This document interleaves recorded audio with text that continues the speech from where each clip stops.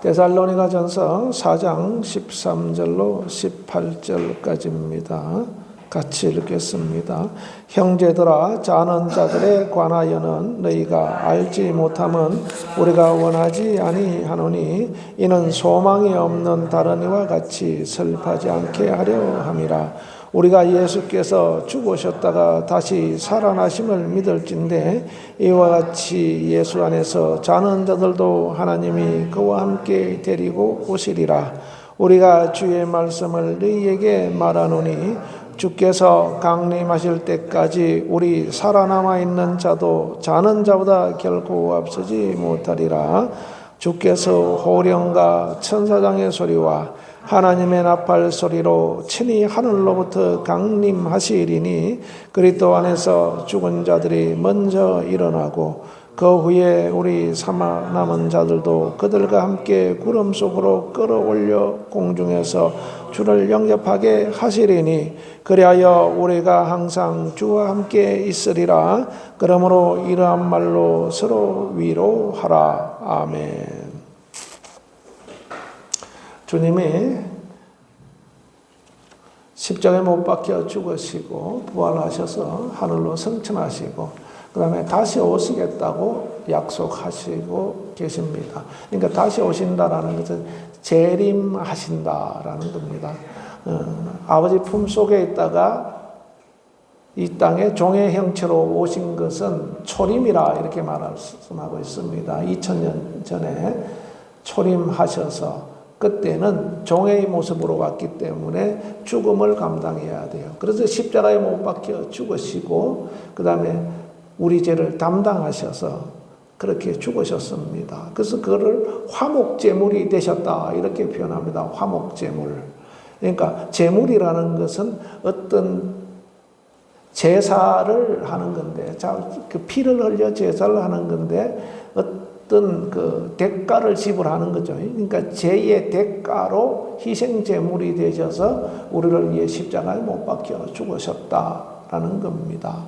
그런데 죄가 없는 분이 그렇게 되셨기 때문에 하나님이 아버지께서 그를 살리셨어요.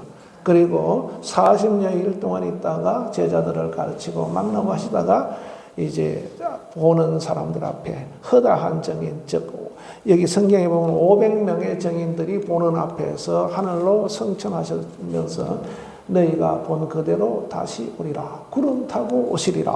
이렇게 말씀하고 있습니다. 그래서 그가 아버지께서 보내시겠다는 것, 또 그가 십자가에 죽으신다는 것, 또 하늘로 올라가신다는 것 다 말씀하셨어요. 그런데 다 이루셨습니다. 그리고 다시 오신다는 것이 이제 남아있는데 그때는 왜 오시는가? 심판을 하러 오시고, 그러니까 판단을, 모든 것이 이제 판단을 하시는데 믿는 자들은 천국에 들어가고 믿지 않는 자들은 영원한 형벌, 지옥이라고 말하는 영원한 형벌에 들어가도록 그렇게 하시기 위해서 다시 오시는 겁니다. 그때는 우리가 17절에 보면은 16절에 보면은 호령과 천사장의 소리와 하나님의 나팔 소리로 친히 하늘로부터 강림하신다. 호령 큰 소리가 나죠. 그 다음에 천사장의 나팔 소리, 천사장의 소리, 천사장들의 소리를 지릅니다. 쉽게 말하면 주께서 오시느니라 이런 식으로 주께서 오시느니라 뭐 예를 들면 그런 하여튼 호령 소리가 나는데 이게 누구도 다 듣지 못할 자가 없도록 그렇게, 그리고 나팔을 부르는 그 나팔 소리와 함께 오시는데 모든 사람들이 다 알게 된다. 그러나 중요한 것은 뭐냐면은 그 시기에 관하여는, 때와 시기에 관하여는 우리가 알 수가 없다. 오직 아버지만 아신다는 겁니다. 계획하신 분이 그 계획을 이루실 분만이 아신다 이 말입니다. 우리가 뭐 신령해서 뭐 알고 이런 게 아니고 하나님 아버지께서 그 사실을 알고 계시고 때가 되면은 그 일을 이루신다라는 겁니다. 그래서 지금 우리가 대림절 이제 첫째 주 소망의 메시아인데, 메시아를 우리가 기다리는데, 이 메시아가 오시기를 기다리는 것은 초대교회 모든 성도들이 한결같은 바람입니다. 그래서 곧 주님이 오실 것을 믿고 사도행전 2장 같은 데 보면은 그들이 재산을 다 팔아서 교회에다 드리고 서로 날마다 모여서 기도하고 떡을 떼고 하나님을 찬양하고 주님 오실 것을 기다리면서 신앙생활을 했습니다. 그런데 하나님께서 서대반 사건을 통해서 또 야고보가 순교하게 하시면서 예루살렘 교회를 흩어버립니다. 너희가 여기서만 이렇게 여기가 좋소. 쉽게 말하면 여기가 좋소. 우리가 주님 기다리면 여기서 이렇게 살겠습니다. 여기 아니라 나가라는 거는 나가라. 다 흩어버리죠. 그죠? 그래서 예루살렘 교회를 중심으로 해서 사마리아에도 복음이 전하고 이제 그 전부터 사마리아에도 복음이 전해지고 안디옥, 시리아 이렇게 해서 점점 펼쳐집니다. 그래서 마지막으로 이제 결정타로 예루살렘 교회를 그 박해가 오면서 이제 전 제자들이 이제 다 세상으로 나가버리게 되는 겁니다. 그래서 그들이 나가면서 복음을 전하고 또 이 정원을 살리고 하면서 핵심적으로 가르치는 것은 예수님이 구세주다라고 하시는 사실과 더불어 주님이 다시 오신다라는 사실, 이것을 계속해서 전한 겁니다. 가는 곳마다. 그래서 이 사도 바울이 사도행전 28장에 보면 그때 로마에 가서도 시편의 글과 그 모세의 글을 통해서 예수와 하나님의 나라의 일로 전하더라라는 것. 하나님의 예수는 오셨고 하나님의 나라 일이라는 것은 다시 오실 예수를 전하고 있는 겁니다. 하나님의 나라는 다시 오시면 하나님의 나라가 온전히 이루어지는데 그때 우리가 소망을 갖고 신앙생활하고 거기에 간다라는 것을 알려주는 겁니다. 그래서 우리가 복음을 전하는 것은 그냥 단순히 예수 믿고 구원받으시오 뿐만 아니라 그 다음에 어떻게 되는가, 우리가 하나님의 나라에 간다라는 사실을, 이 땅에서 하나님의 통치를 받고 하나님 나라를 경험하지만은 거기는 온전히 하나님의 통치만이 계신 곳, 거기에 우리가 들어가게 된다. 그래서 모든 성경이 예수에 대해서 말씀하고 있고 하나님의 나라에 대해서 말씀하고 있는 것이다라는 것을 우리가 알아야 됩니다. 그래서 소망의 메시아는 우리에게 어떤 소망을 주신가? 바로 첫째는 부활의 소망이고, 둘째는 영생의 소망, 셋째는 보호자의 소망, 넷째는 상급에 대한 소망입니다. 우리가 부활의 소망, 예수께서 내가 부활이요 생명이니 나를 믿는 자는 죽어도 살겠고, 우리가 잘 알고 있는 요한복음 11장 25절에 그렇게 말씀하고 있습니다. 그래서 내가 부활이다, 내가 부활, 내가 생명이다. 즉 생명의 부활을 하는 그 존재 자체가 누구냐? 나다라. 제주님께서 나다라는 것을 알려주고 있는 겁니다. 내가 생명이고 내가 부활이다. 그래서 너희는 부활에 대한 소망을 가져야 된다라는 겁니다. 그래서 사도 바울이 부활이 없다면은 어떻게 되겠는가? 내가 전파하는 것도 헛것이고 내 믿음도 헛것이고 나는 거짓 증언하는 자가 된다는 겁니다. 나는 거짓말하는 자다 이 말입니다. 제자들이 나가서 복음 증거할 때마다 예수가 우리 구세주다라는 사실을 증거하고 그가 다시 오신다라는 사실을 증거하고 그가 부활하셔서 하늘 올라가다 다시 오신다는 사실을 증거하고 있는 겁니다. 이게 복음의 핵심이에요. 그죠? 그런데 내가 그것을 믿고 전하는데 만일 부활이 없다면은 이게 다 헛것이다 이 말입니다. 내가 전파하는 거, 헛된 것을 전파하죠. 그러면 다른 말로 말하면, 속된 말로 하면 뭐가 됩니까? 사기꾼이죠, 사기꾼. 내가 열심히 믿고 예수님이 나의 구세주다, 나를 구원한 구세주고 다시 오셔서 나를 하나님의 나라에 나를 데리고 갈 것이다. 이게 다 거짓이 된다 이 말입니다. 그리고 아까 말한 거짓 증언하는 자, 사기꾼이 된다 이 말이에요. 사기꾼. 여러분들 사기꾼입니까? 여러분들 믿음이 평생 믿음이 헛것입니까? 여러분들 평생 복음을 전가하면 이 전거가 헛된 것입니까? 그렇다면 이 성경도 가짜라는 얘기죠. 가짜. 그런데 이건 가짜일 수가 없어요. 헛된 것일 수가 없다.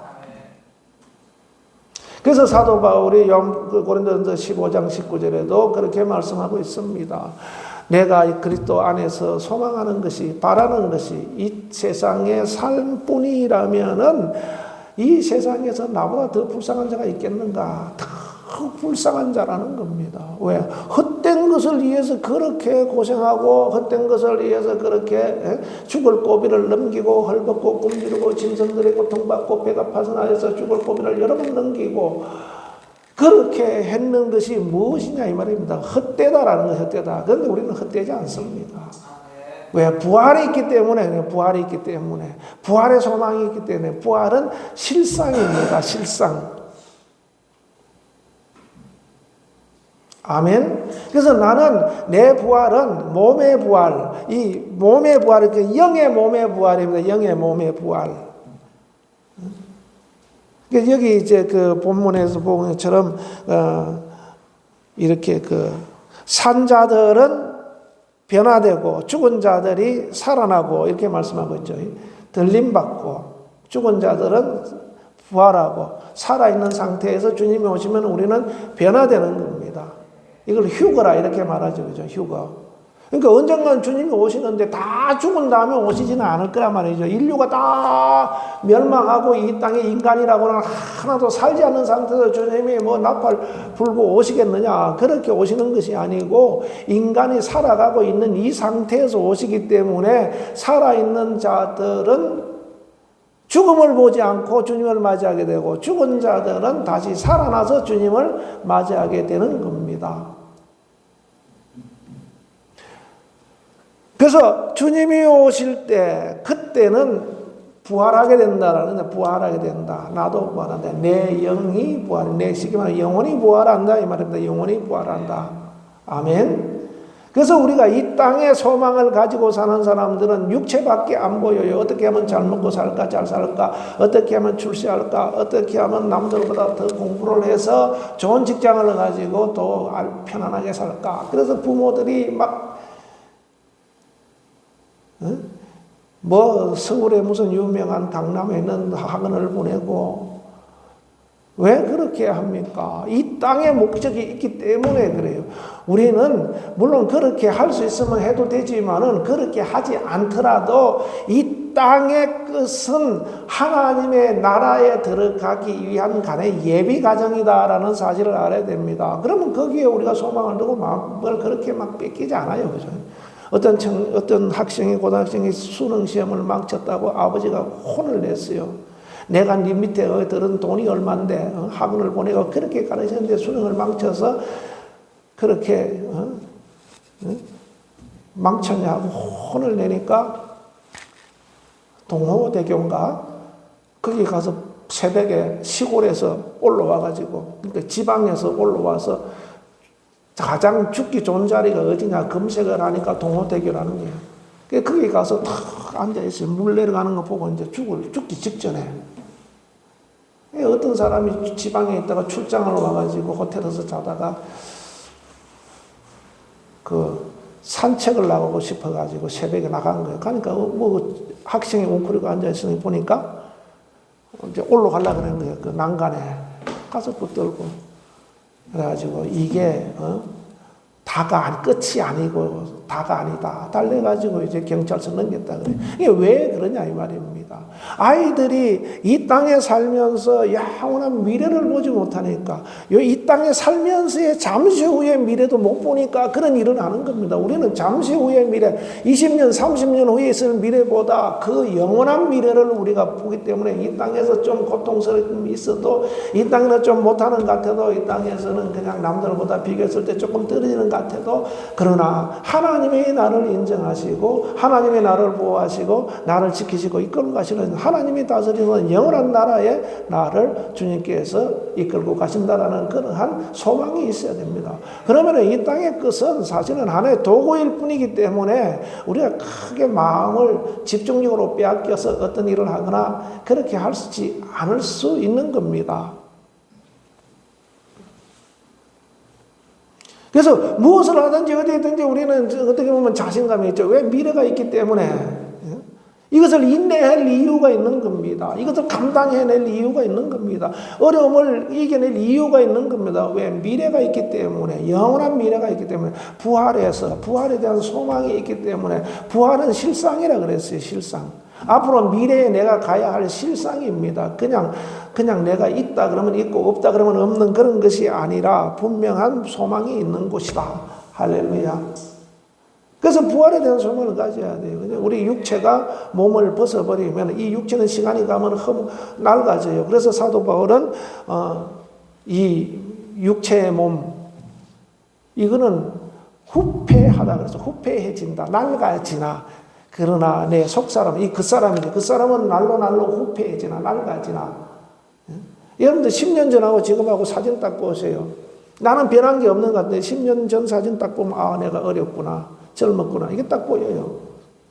그러나 속사람은 날로 새롭다. 왜? 하나님의 나라가 가까이 오기 때문에. 내가 하나님 나라에 가까이 가기 때문에 그런 겁니다.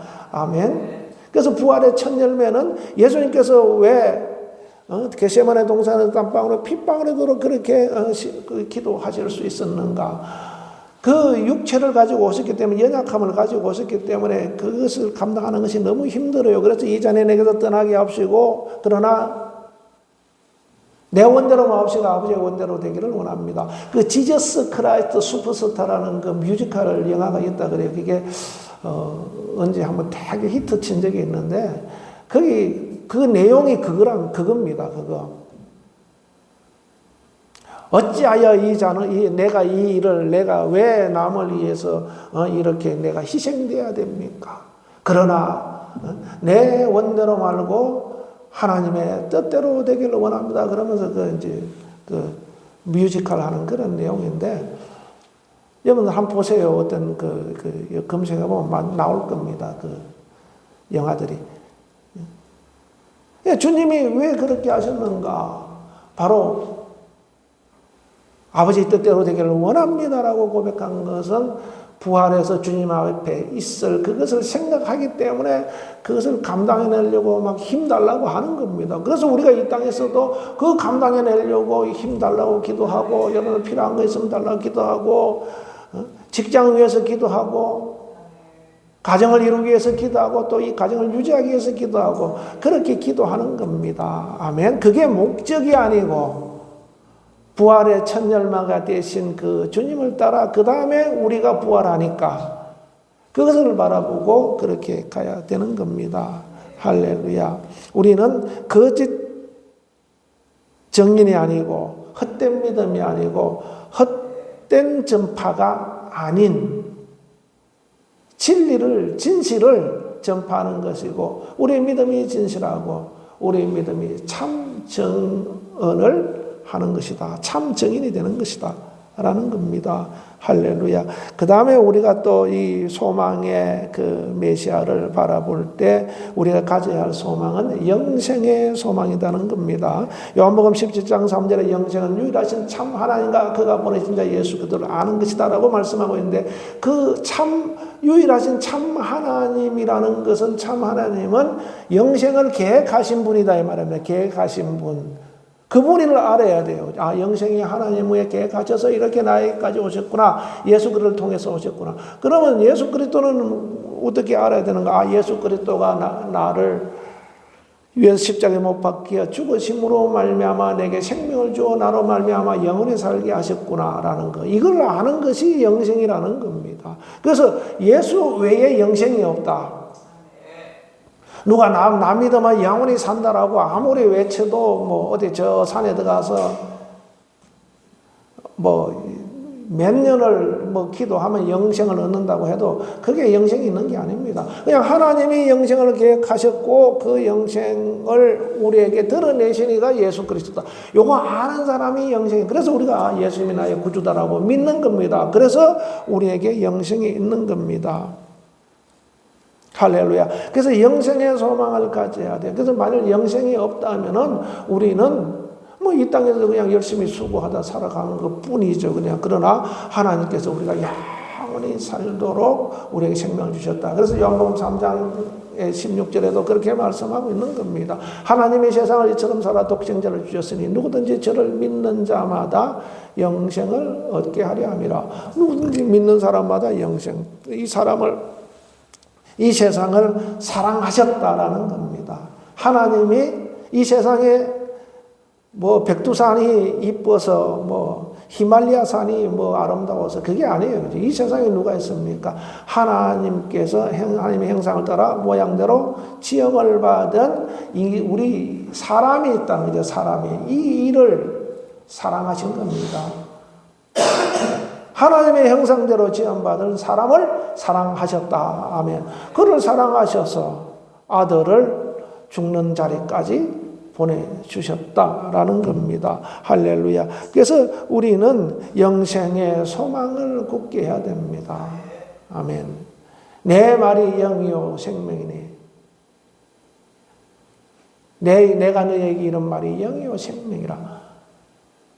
주님이 우리에게 주신 것은 오직 생명을 주시기 위해서 오신 겁니다. 하나님께서 우리가 사람들을 하나님을 알 때 어떻게 주로 많이 알고 있냐면은 하나님이 우리가 좀 잘못하면은 자꾸 혼내는 하나님으로 생각하는 사람이 있어요. 나 하나님께 혼났어. 하나님 우리에게 혼내는 하나님이 아니라 생명을 주고 영생을 주기 위해 우리에 오신 분이기 때문에 요한복음 10장 10절에도 인자가 온 것은 양으로 말미암아 생명을 얻되 풍성히 얻게 하려 함이라는 겁니다. 아멘. 주님이 나에게 오신 것은 생명을 주러 오신 것이 나 혼내러 오신 것이 아니다 이 말입니다. 혼내러 오신 만일에 혼낼 방법이 있다면 오실 필요가 뭐 있어요? 그냥 놔두면은 지옥 가는데 놔두면은 영원히 사망으로 가는데 오실 필요가 뭐 있습니까? 와서 혼낼 필요가 없어요. 그죠? 근데 사람들은 자꾸 율법에 의해서 정죄받아서 하나님이 내가 좀 잘못하면 나 혼내는 거 아닌가. 지레 겁을 먹고 그냥 위축돼서 그렇게 움츠린 그런 생활을 하게 됩니다. 하나님은 나에게 생명을 주러 오셨다라는 것은 그게 사랑도 있고 은혜도 있는 겁니다. 할렐루야. 그래서 은혜 위에 은혜가 충만하신 분이다. 은혜와 진리가 충만하신 분이다. 그래서 우리가 주님을 알 때, 내가 주님을 하면 내가 영생을 얻는 거구나. 이걸 우리가 알아야 돼요. 그 영생에 대한 소망, 영원히 하나님 나라에 가서 살아, 그 소망. 근데 우리가 육체를 가지고 있기 때문에 그것이 감각이 자꾸 떨어져요. 그래서 우리가 영적인 사람이 될수록, 신령한 사람일수록 그것에 대한 감각이 더 예민해지고 더 강해지는 겁니다. 그런데 나이가 들면은 몸도 약해지고 하니까, 이게 몸이 그러니까 몸이 쇠해져 가는 것하고 영혼이 쇠해져 가는 것하고 같이 여기려고 그럽니다. 그러니까 영혼에 대한 감각이 둔해지는 거죠. 그래서 사도 바울이 날로 내 속사람은 새롭도다 한 것을 우리가 날마다 경험할 때 이 땅에 살면서 영생을 볼 수 있고 영생에 대한 소망을 가지고 살아갈 수 있게 됩니다. 그거 없으면은 우리가 이 땅에서 뭐하러 고생하고 있습니까? 그냥 내 마음대로 살지. 왜 우리가 절제하며 살고 왜 그렇게 살고 있는가? 주님 앞에 우리가 설 때 거룩하고 흠이 없는 자로, 티나 주름 잡힌 것이나 이런 것들이 없이 거룩하고 흠이 없는 자로 주님 앞에 서기려고 하는데, 사도 바울도 그렇게 중매하여서 하나님 앞에 요렇게 우리 예수사랑교회 성도들은 요렇게 하나님 앞에 거룩하고 흠이 없는 상태로 신앙생활 하다가 주님 앞에 왔습니다 하고 요렇게 드려지기를 원한다는 겁니다.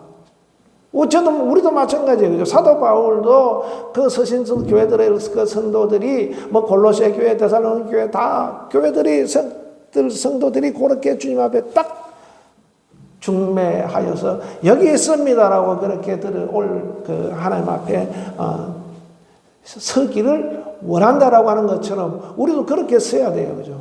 거기서 영원히 사는 것. 할렐루야. 이게 우리에게 큰 축복이고 우리가 소망해야 될 것이다. 우리가 그 다음에 보호자에 대한 소망입니다. 에베소서 2장 5절 6절에 보면은 허물로 죽은 우리를 살리셨고 너희는 은혜로 구원을 받은 것이라. 또 함께 일으키사 그리스도 안에서 함께 하늘에 앉히시니 우리를 하나님의 보좌에 앉혀주시겠다라는 겁니다. 그거에 대한 소망이 있어요. 내가 영생을 얻어서 하나님 나라에 갔는데 저 뭐 어디 구석쟁이 가가지고 우리 시기로 하면 저 시골 어디 산속에 보내가지고 너 여기서 살아라 이런 게 아니라 하나님 보좌에 앉혀주신다는 겁니다. 아멘. 그래서 요한계시록 3장 21절에도 예수님께서 그렇게 말씀하고 있는데, 이기는 자에게는 놀라지 마세요. 내 보좌에, 내 보좌라는 내 보좌, 주님이 내 보좌에 함께 앉게 하여 주기를.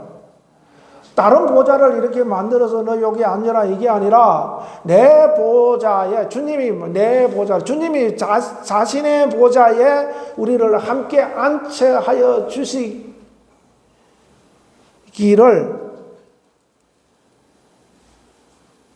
내가 아버지 보좌에 함께 앉은 것 같이 그렇게 하겠다라는 겁니다. 그러니까 예수님께서 부활하시는데 우편 보좌에 앉히셨다 그랬어요. 그죠? 우편 보좌에 앉히셨는데 아버지가 그렇게 하신 것처럼 나도 너희를 내 보좌에 함께 앉게 하겠다. 이 말입니다. 아멘? 이 보좌에 대한 소망을 가지고 있어야 돼요. 아멘. 그래서 우리가 예배에 오는 사람들, 진짜 기도의 자리에, 예배의 자리에, 찬양의 자리로 온 사람을 뭐라 그러냐면은 은혜의 보좌에 나온 자들이다 이렇게 표현하고 있는 겁니다. 이 땅에서 이미 보좌에 앉는 연습을 하고 있는 겁니다. 은혜의 보좌에 나아갈 자들이라 라고 말씀하고 있는 것처럼 바로 우리는 이 땅에서 하나님의 은혜 가운데 은혜의 보좌에 앉아 있고 주님 앞에 갔을 때는 예수님께서 아버지의 보좌에 앉으신 것처럼, 그러니까 너희들도 내 보좌에 함께 하겠다. 그러니까 즉 예수님이 하나님의 보좌에, 아버지의 보좌에 앉으셨죠. 그죠? 그것처럼 나도 너희를 거기 앉겠다. 그러면 결국 우리가 어디에 앉는 겁니까? 하나님의 보좌에 그냥 같이 앉는 겁니다. 이거에 대한 소망을 가져야 됩니다. 할렐루야. 보호자에 대한 소망을 가지라. 그 다음에 마지막으로 상 주시는 상급에 대한 소망을 가져야 됩니다. 할렐루야. 상급에 대한 소망. 고린도전서 3장 8절에 물 심는 이와 물 주는 이는 한 가지이나 각각 자기의 일한 대로 자기의 상을 받으리라. 아멘. 요한계시록 22장 12절에도 보라 내가 속히 오리니 내가 줄 상이 각 사람에게 있어. 내가 줄 상이 있어. 각 사람에게 그가 행한 대로 갚아주리라. 내가 줄 상이 있다는, 주님이 속히 오신다 그래서 속히 오시는데 내가 너희들의 줄 상이 각각 있는데 그들이 행한 대로 상을 받을 것이라. 인자가 아버지의 영광으로 천사들과 함께 올 때 그때 각 사람에게 행한 대로 갚아주리라. 주님께서 계속 행한 대로 갚아주리라. 이 상급을 말하는 거죠. 그죠? 그러니까 이 상급에 대한 소망을 우리가 가지고 있어야 됩니다. 할렐루야. 상급에 대한 소망. 이게 없으면은 우리는 왜 내가 일을 해야 되지? 왜 내가 교회 세우는 일을 해야 되지? 여러분들은 왜 이 자리에 앉아 있습니까? 교회를 세우기 위해 교회 와서, 교회를 세우기 위해서 하나님 앞에 예배하고, 교회를 세우기 위해서 하나님을 찬양하고, 교회를 세우기 위해서 전도하고, 교회를 세우기 위해서 기도하고 일을 하는 겁니다. 거기에 대해 뭐가 있다? 상이 있다는 겁니다. 상이 있다. 아멘. 그래서 내가 교회를 세우는 건지 뭔지도 모르고 뭐 교회 왔다 갔다 그냥 제대로 하지 않는 사람은 상이 없다는 거예요. 얼마나 진실함으로 주님의 일을 하는가, 얼마나 열정을 가지고 주님의 일을 하는가, 그게 다 상급으로 쌓여 있다라는 겁니다.